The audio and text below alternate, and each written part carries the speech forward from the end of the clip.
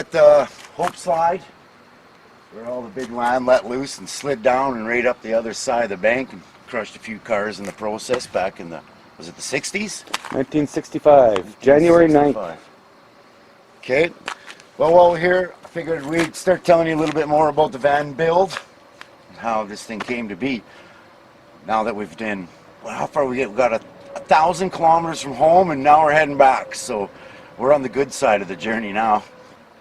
The reason I chose this van to build, I really wanted to build an electric car, and I have a fair number of cars in my collection. Whether that's something to be proud of or embarrassed of, I'm not sure. But this one in particular, because it had manual steering, manual brakes, and a flat floor, was why I chose it to learn electric vehicle building. So to get started, I had to gut it. We had to get the engine out, transmission out, all that stuff out. That takes about a weekend to take care of. That's kind of the fun part. It's always easy to take cars apart. It's much harder to put them back together. So after we got it all apart and semi-cleaned up to get it ready for all the Leaf stuff, I figured we better put some new brakes, new suspension. I found a decent set of wheels for it. These wheels are actually, they're retro wheels from California from the 70s. They were still new in boxes a friend of mine had, so I got the wheels for 150 bucks. Put some front tires out of an old Honda that I got these tires for free out of a Honda Civic that I bought. They were in the back seat. And then the back ones were a Kijiji purchase. They're a 245 6014 Cooper Cobra, which isn't even available anymore. So after I wear those out, I'll probably have to go to a 235 so I can buy some tires.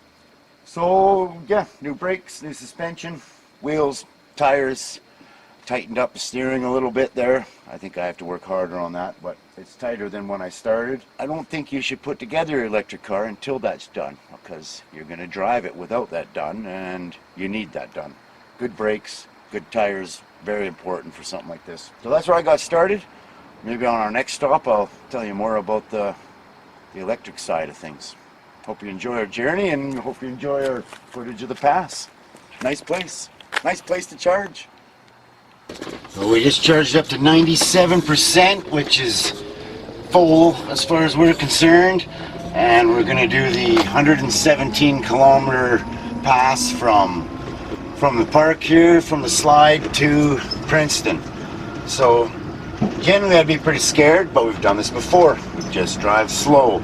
So I'm going to head up the pass at 55 kilometers per hour, and we'll see how much range we have when we get to the top.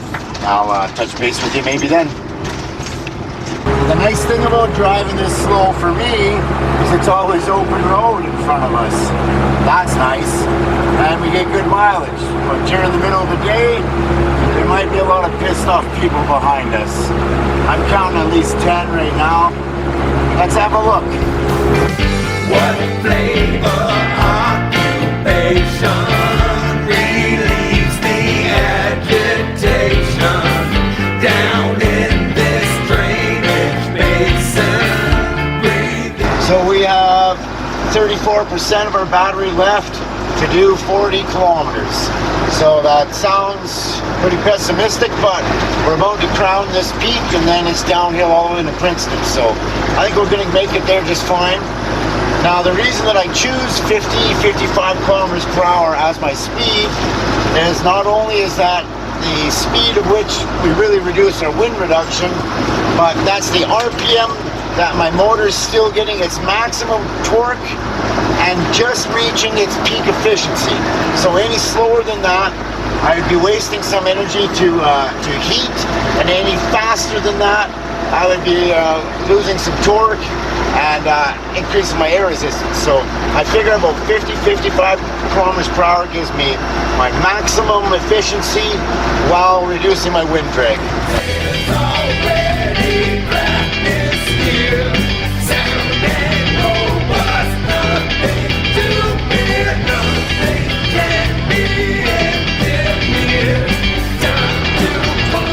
So we just did 116 kilometers.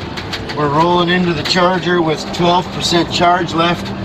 So the resolve controller reduces my power a little bit, so I don't have, it's not as touchy when I'm down this low.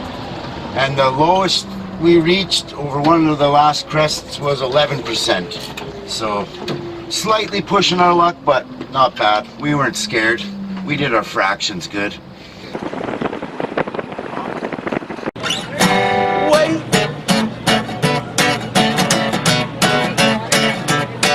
I'm glad I got a pop here. Yeah, thanks very much, bro.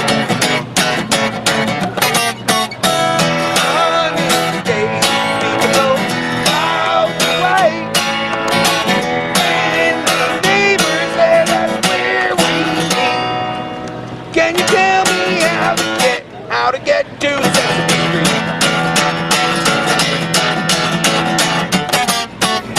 There's already practice here.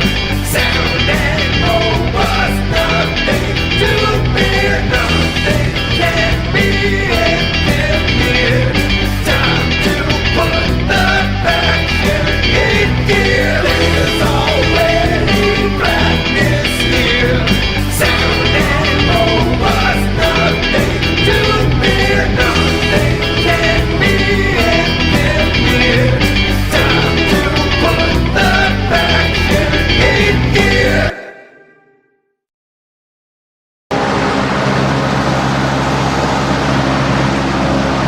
Oh my God. Are they back? They were pumping. That was the real fucking deal. Oh fuck. Fingers crossed for that, dude.